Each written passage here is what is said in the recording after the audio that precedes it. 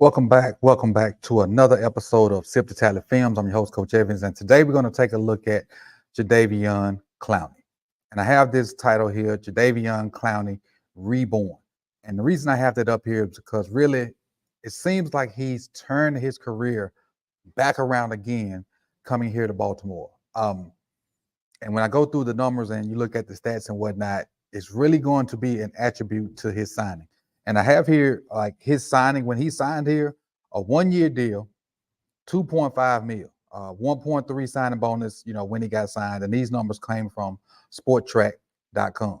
Now, and I took the numbers from there, whether they're completely accurate or not, maybe not. But this is what I went on Sports Track, and that's what I found. So if they're not accurate, go back to them and correct me if I'm wrong. But I think it's 1 year, 2.5 mil with a 1.3 signing bonus. He's the number 1 overall pick back in 2014 from South Carolina, and everybody remembers him from that bone-crushing hit versus Michigan. Now, with that hit, expectations began to pile up, thinking he was going to make hit after hit after hit after hit. Now, he's had ups and downs in his career. He's been through the trials and tribulations. He's had injury. But in some cases, people never really thought Jadeveon Clowney lived up to that number 1 pick.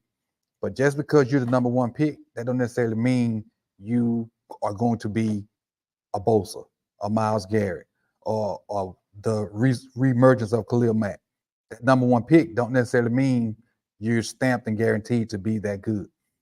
I think what has happened with Jadeveon Clowney is a renaissance. He's been reborn. He has his love for the game back. He loves the guys he's playing with. He's being coached up well.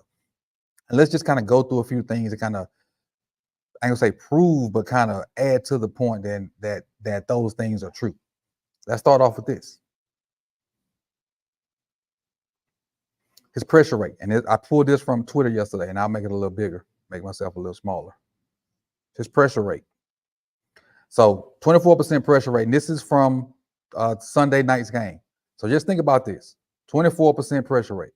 So the number of snaps he had, and I don't remember the number of snaps he had. So let's just say, for the sake of numbers, to keep it, 1 out of every 4 pass rush attempts, he got a pressure. That's crazy. So if he for every 4 times they drop back, he got a quarterback pressure. For every 4 snaps. And I know that would be 25%, but we're trying to keep it in relative numbers here. 1 out of every 4, he was getting a pressure. And that ended up being a sack, ended up with a forced fumble, and a fumble recovery. And this is just in the game Sunday night. So that's crazy. So you think about Justin Herbert. He dropped back on 1st down. Cool with that. Drop back on 2nd down. Cool with that. Drop back on 3rd down. Cool with that. 4th down, Clowney getting pressure. 1 out of every 4. And I know 4th down, you're probably punting whatever. I'm just using 1 out of every 4. Stay with me, people. Don't get judgy on me. Stay with me. Stay with me. All right, the next stat I got for you to talk about. Make this a little bigger. And this came from PFF. And you love it, leave it, hate it, whatever. It is what it is. But look at his grades for his whole career. This is his whole career now. Again, his best years were technically 2008, and as far as grade-wise, 2018 in Houston and 2019 in Seattle. But look at the dips. Look at the dips. And it's back up at 80 so far in 2023 in Baltimore. So he's had peaks and valleys. He's had peaks and valleys, and that's where I kind of came up with the topic, reborn. And again, people can take PFF, numbers for what they are. Sometimes they're good, sometimes they're bad. But I just wanted to use this as another metric to show you how he's been up, he's been down, he's been up, he's been down. Now, again, his rookie year, he graded out at, 59.4? Hell, I didn't even know PFF existed then. So we don't know. I don't know how maybe they went back and watched all those and put those games into their metric. I didn't know PFF existed back then. So it is what it is. But again, 2018, 88.8, which was his last year in Houston, who originally drafted him. 2019 in Seattle, he had 1 year in Seattle. He was 87.3. Then he had 74, 66, 75, and now he's back over 80 so far in Baltimore loving what he's doing. Like Michael Osborne just said, it looks like if he's on a good team, he succeeds. That's a great point. That's a great point, Mike. It looks like if he's on a good team, he succeeds. And we all do that. And if I can kind of navigate away from football a little bit, if we surrounded by good people that we trust and we work well with, we kind of work a little harder, work a little better. We kind of do a little more. I think. I may be wrong, but I think. I think that. Let's go on to the next stat. All right, let's look at sacks. Look at sack production. And everybody knows as an edge rusher, we measure them in sack production. Pressures are fine, but we want sacks. We want sacks. 2021 was his best sack year, 11. Now go back to 17 and 18. 17 and 18 were technically his best graded years. He had 8 sacks in 17, 9 sacks in 2018. But look at it now. He has 8 sacks already. We got 5 games left. We got 5 games left. And had he finished some sacks early in the season, he'd probably already be at double digits. Already. He's sitting at 8 sacks with 5 games left. And y'all know he flat out missed at least 3 or 4. At least 3 or 4. He's already flat out missed at least 3 or 4 sacks early in the season where he had somebody wrapped up, maybe slid down and they got out of it, or just straight up whiffed on somebody, or the quarterback ducked up under him. So he'd be sitting at double-digit sacks already with 5 games left. So in my mind, sack-wise, this is technically his best year already, even with those missed sacks. He still could finish with 10, 11, 12, 13 sacks. And that's without the missed ones.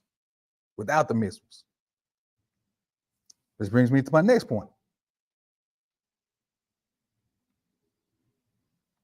Let's go to my next one. I said all that so Chuck can say this.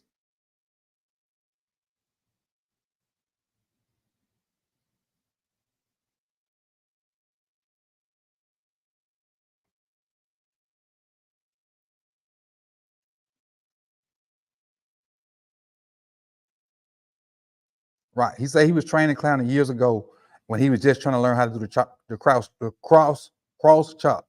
Now we think about Clowney coming in, as a rookie. We thinking he could hear that. I mean, we thinking, y'all couldn't hear that. Hold on, let me get it straight. Hold on. Let me run it back. Then you couldn't hear it. Let me run it back. Let me remove it and let me add it back. Hold on. I need y'all to hear what Chuck said. Hold on. I'm gonna add it back to it so I make sure y'all can hear. I want y'all to hear what he said because what he said is very, very important. Hold on. We'll be here in just a second. All right, let's see if this works. Let me know if this works. His go-to move. He's always had power.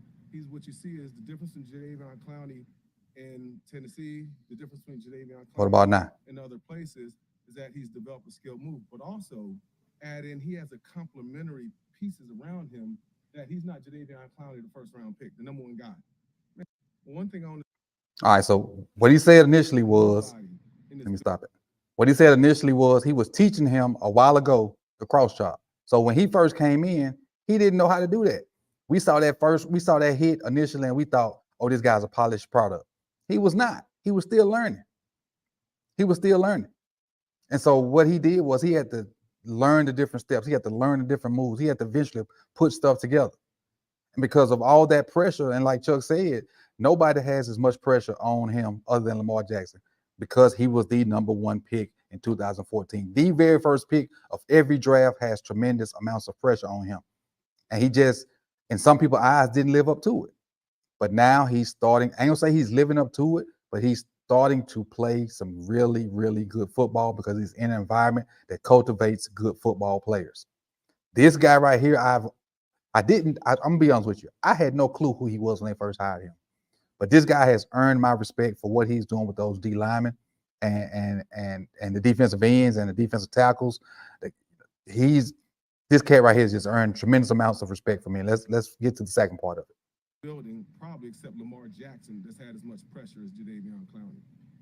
And when you look at him, the first thing I'll say is years ago, I was training Clowney years ago. the bottom line is he was trying to learn how to do the cross chop. Simple as that. That's his go-to move. He's always had power. He's what you see is the difference in Jadeveon Clowney in Tennessee, the difference between Jadeveon Clowney in other places is that he's developed a skill move, but also add in he has a complementary pieces around him. And that's what I love. The complementary pieces around him. And like even when he was in Cleveland, he had Myles Garrett, and that's no bigger complementary piece having Myles Garrett. But here in Baltimore, you got, and these names are not Myles Garrett. I'm not saying they are. You got Kyle Van Noy that's doing work. You got Matabike doing work. You got Owe that's putting his stuff together. You got Urban that's doing his little part. You got Travis Jones doing his little part. You got a bunch of guys that's chipping in at their little pieces that's making it a little easier for Clowney. Like Clowney ain't getting double teamed. He can't. Because if you double team him, look at what Van Noy doing off the couch university. Matabike got 10 sacks. You look at you get your stat sheet and you see Matabike with 10 sacks. Okay, we got to focus on him. You can't focus on Clowney. You got to focus on the guy with 10 sacks. And so as a defense, as an offensive line guy, my focus immediately goes to Matabike. And so now Clowney getting free. Now I ain't say free. He's getting one-on-one blocks, and he just got to win his one-on-ones. He got to win his one-on-ones. He win his one-on-ones. Defensive tackles are winning their one-on-ones or their doubles and not being moved. You got the opportunity to get sacks. And again, yeah, he missed something early in the season. It is what it is. But now he's in the 8 sacks, and it's a steal, man. $2.5 million for what we getting out of him. And again, he's a part of a crew that's leading the league in sacks. And we are not getting a ton of sacks from linebackers or other secondary guys. We're getting a bunch of these sacks from the front, which is amazing. A lot of these sacks are coming from 4-man rushes. Even though we do blitz on, a lot of these sacks are coming from 4-man rushes, and these guys winning their one-on-ones. And Clowney is a big part of them guys winning their one-on-ones. Look at this. This is the sack total right here. This is the sack total. Matabike 10, Clowney 7.5, Van Noy 6. And Van Noy wasn't even here the first month of the season, I don't think. Owe 4, Pat Queen 3.5, Kyle 3, Marlette 2, Roger Washington 2, Roquan 1.5, Urban 1, Pierce 1, Darius Washington 1. We ain't seen him in forever. Ojabo 1. He's on, I think he's finna be on the IR again. Davis Washington just got his first one. Travis Jones just got a half a sack. I think he got screwed. I think that was a whole sack. But still, we leading the league in sacks, and most of these sacks are coming from our front guys, and I'm loving it. I'm loving it. I'm loving it. And again, Jadeveon Clowney, I know he's second on this list, but honestly, he probably should be first if he gets those sacks he missed early in the season. And he's just, to me, I think this fits perfect. He's been reborn here in Baltimore, and I just wanted to really shed some light on what he's done so far here in Baltimore. I appreciate you guys that are in the comment section that rock with me right now. And just a little lunchtime, a little lunch break. And I hate to steal their thing. It's a little lunch break video from my guys. But I appreciate you guys for coming out. You could have been anywhere in the world, but you chose to be here with me. Like, comment, subscribe, share. Keyword share.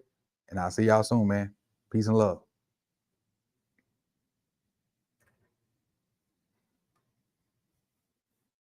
If I can hit the end screen button. There it is.